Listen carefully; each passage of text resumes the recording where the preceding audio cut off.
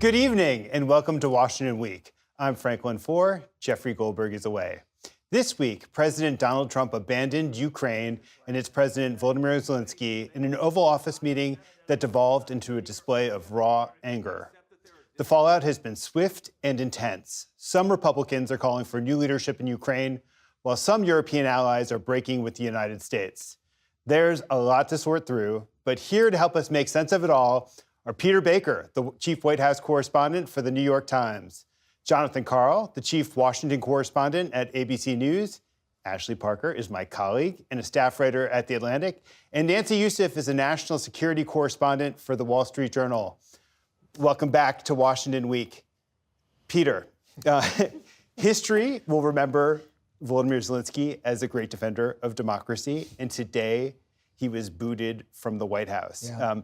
You wrote that today was like anything you've ever seen in all your years covering the White House.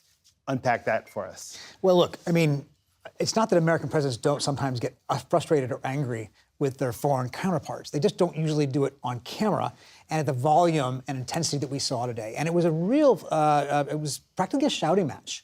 And he lashed out at Zelenskyy in a way that was personal, that was ferocious, and that was threatening, because he did say, as you point out at the beginning, that there are consequences. If you don't accept the deal that I make with Russia, that's it. We're out.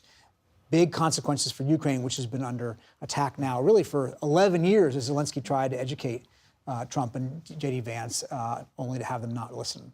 I want to remind our viewers of some of the strange dynamics at play. Let's watch this clip. You're not in a good position. You don't have the cards right now.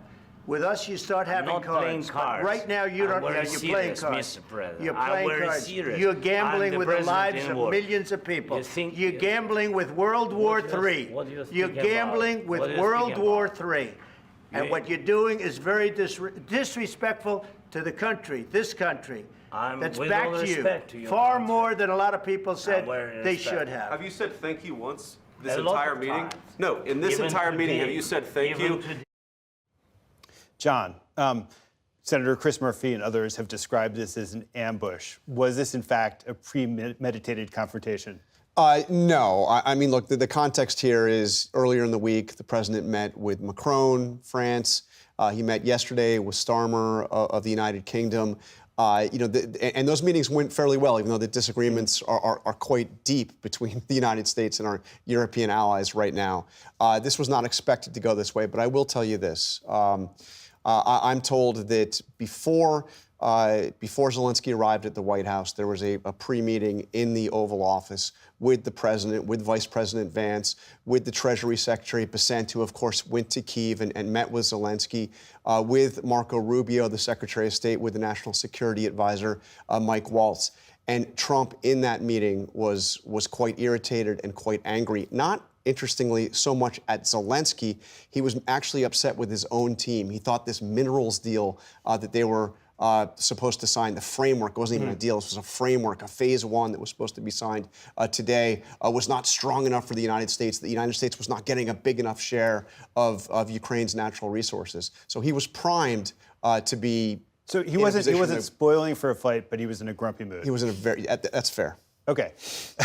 Ashley, just parse J.D. Vance's role in this. I mean, was his intervention premeditated?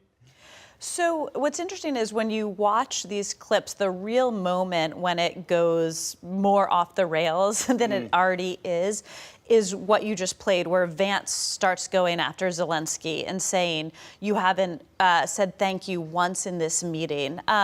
And Vance is in many ways more strategic than President Trump, right? With President Trump, things happen when he's in, as you put it, a grumpy mood, right? Coming in there with a different demeanor might have led to a different outcome. But Vance is someone who has long been skeptical, even before he was on the ticket, of Ukraine, of sending aid to Ukraine. And it has been made clear before they even took office that if there was something he had the ability to control, it would sort of be the end of U.S. aid to Ukraine. So the fact that Vance would be very sort of dismissive and sharp and challenging to the Ukrainian president is not at all surprising and is very in line with who he is and what he actually genuinely believes. Is there any sort of internal debate about Ukraine policy? When you described that meeting earlier today, are there factions who are, Rubio and Waltz would seem to be? There are clear differences of opinion on Trump's own team about this. J.D. Vance represents what you might call the Tucker Carlson wing of the party, very anti-Ukraine. Not just anti-U.S. support for Ukraine, but suggesting that Ukraine is the bad party in that fight. Look, when J.D. Vance went to Munich and gave that speech, and he said that Europe's own policies, the European countries and how they treat their own people is more of a threat to security in Europe than Russia or China. That is not something you would have seen Marco Rubio say. That's not something you've seen Mike Waltz say. Both of them have been on record for a long time supporting a Ukraine funding. But the question is any of that expressed in the meetings? Right. Are they actually challenging Trump on this point? And I don't get a sense. After this meeting, Marco Rubio put out a statement on X, a post on X, formerly known as Twitter, and said that he couldn't be more proud of the way Donald Trump stood up for his country. It feels like if you looked at Secretary Rubio's body language, that might be the closest you could get to an expression of his true feelings. Yeah. But Nancy, I'm relying on your telepathic skill, which I have faith in. What do you think Zelenskyy was thinking as he entered this meeting? What was his expectation as he walked in? Well, I think at the minimum is that the war and the U.S. support is at jeopardy, and how you can then end this war, because the pathway that was supposed to happen today, believe it or not, this was supposed to be a positive meeting. It was supposed to end with some sort of framework for a minerals deal. And now he's finding this confrontation with what was the biggest backer of Ukraine militarily, $119 billion from one country alone. And so I think there was what we heard from him was agitation, that he was being attacked by an ally. When is the last time you saw a wartime president and ally being attacked by the United States? I think in some ways he was expressing frustration that a lot of Ukrainians feel because they have felt under attack by the president in this first month in office.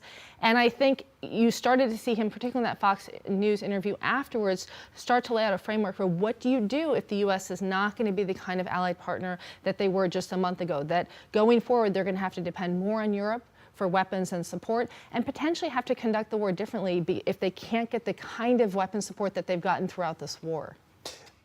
Before we leave the meeting itself, just watching the Fox News interview in the aftermath, there were a lot of people on Fox News saying Zelenskyy should have handled this differently.